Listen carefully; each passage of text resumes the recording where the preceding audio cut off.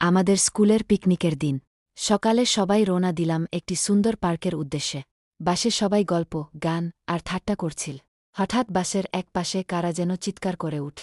আমরা সবাই তাকিয়ে দেখি, জানালার বাইরে এক বানর আমাদের বাসের দিকে তাকিয়ে আছে। কেউ একজন বলে উঠল, ও আমাদের পিকনিকে যেতে চায়। সবাই হেসে গড়াগড়ি খেতে লাগ। তবে সবচেয়ে মজার ছিল আমাদের বন্ধু শোভনের কান।